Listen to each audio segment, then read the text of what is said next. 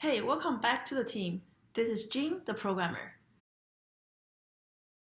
As a new hire junior software developer in one of the big tech companies known as the Flag, I went through tons of interviews last year, including behavioral ones and technical ones. So today I want to share with you 7 important tech interview details that you may have ignored. The first one, don't be too humble. Greet the interviewer confidently as if you already have other offers. But also don't be too pretentious and do prepare well.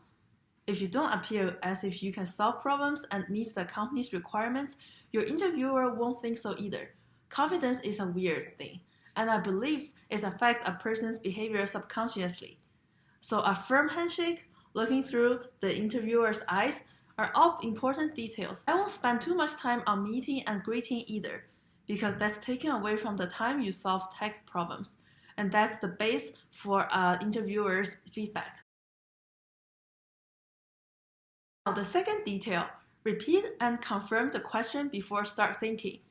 It's often a good practice to ask for some sample input-output, including edge cases. Some candidates may think that they know what the question is asking for, but they don't, whether it's because of their misunderstanding or the interviewer's terrible expression. Either way, if they got the question completely wrong, that hurts a lot. Some sample input-output is the best way to verify that you really get the problem and you know what's being asked. Edge cases are even better because that will show that you can think critically and inclusively. The third tip, don't be completely silent while thinking, nor should you mumbling to yourself. Communication is a huge thing in working. At your interviewer's point of view, he or she will think like this. Do I want to work with this person in the future? If you're not talking aloud your thoughts, it will be hard for your interviewer to know what's going on in your mind, what's your approach of tackling a hard problem, whether you know enough knowledge or you are intelligent enough to handle a complex problem, etc. If you are deviating to a wrong direction, your interviewer wouldn't be able to help you and correct you if you don't talk to them. Fourth tip, tell the interviewer your high-level solution. This includes suggesting data structures and algorithms. And don't forget complexity if it's obvious. You should do those before jumping into real code and start writing code on the whiteboard. This is the last opportunity your interviewer can save you if they're seeing obvious flaws. After you've written a bunch on a whiteboard, you probably won't have enough time to erase it and write again.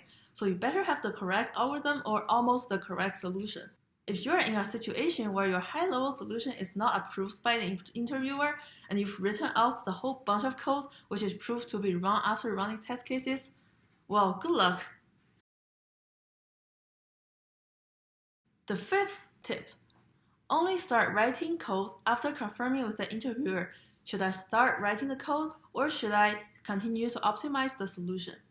That's similar to the previous point. If the interviewer approves your high-level thoughts, you won't be too far away from the answer he or she is considered correct. Sixth tip, don't forget to run test cases after completing your code. Edge cases are extremely important. When we write code at work, we are responsible for also writing test cases for the functions we wrote. So the interviewer would like to see that your ability to test and verify your thoughts. It's okay if your test cases are simple, but you must have the awareness of verification. In the best scenario, if you have some time left, you can also run edge cases, which shows the inclusiveness and completeness of your thinking procedure. The last tip, what happens if you have seen the question before? Well, personally, I wouldn't suggest being too honest on that. First, you may still make mistakes even if you've seen the question and the solution before.